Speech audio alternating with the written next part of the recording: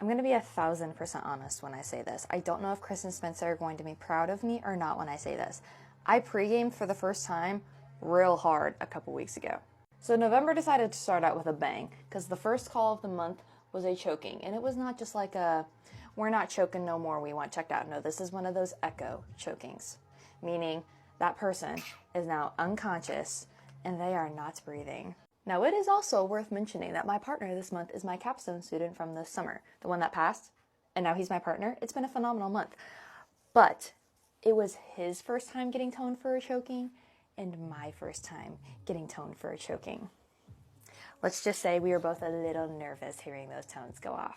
Now, EMS providers have this preconceived notion when it comes to pre-gaming, meaning we don't do it. We have worked with these partners several times. We know their flow. We know what they want during a call based off of their body language.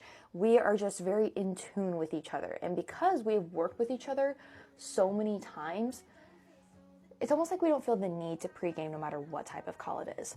And most of the time, I mean, I'll be honest with you, I work with partners that have been in this career for a very long time. They've probably seen a lot, done a lot, heard a lot. Now, like I said, this is the first time me, and I really need to stop calling him my student, but all of you know him as my student, so I'm going to keep referring to him as that, even though he's not a student anymore. Holla. It is the first time that him and I have ever worked together.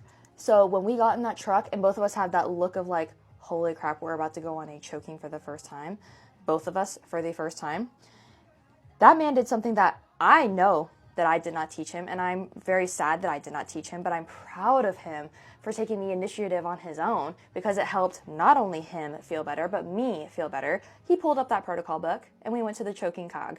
Cog, if you don't know, that's like a protocol book, okay? And he's like, you know what we should do? We need to bring in that portable suction. I said, absolutely. I'm going to grab the airway bag while you grab the portable suction. He said, perfect. We're going to look in that airway while Fire is doing CPR or holding CPR. And I said, that's fantastic. While you're looking in the airway, I'm going to look at the monitor and see what we have going on and get you a set of vitals. He said, fantastic. And when you're done with that, do you mind getting access for me while I'm trying to deal with this airway? And I said, absolutely. And we worked and we built a flow. Now, without giving you too many details of this call was chaotic, and there was no way to avoid the chaos. But you know what alleviated just a little bit of that chaos? Knowing what jobs were mine, and then knowing what jobs that he was going to do. Because we had talked about what our plan was before arriving on scene, it was harmonious.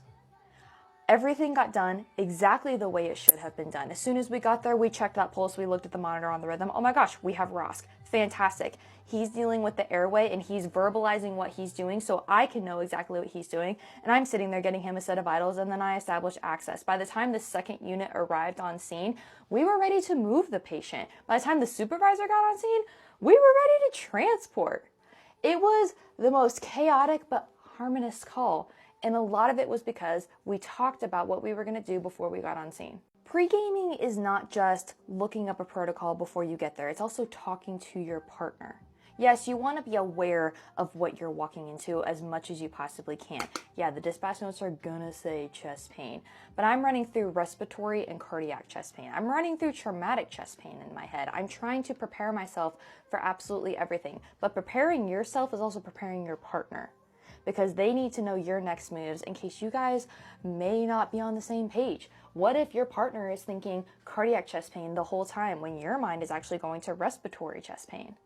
Now, like I said, that was the first call of the month. That was like November 1st, okay? It is almost Thanksgiving. It is almost the end of the month. We are coming along on the last 2 shifts of our month. And every single call that we have ran, we know each other's moves and what we want based off of the pre-gaming that we did and the body language that we display during the call. We have learned each other. Harmonious. Pre-gaming is not just beneficial for you and your partner, it's beneficial for your patient. And anything to improve patient care is something that we should be practicing. And that's all. Have a good shift.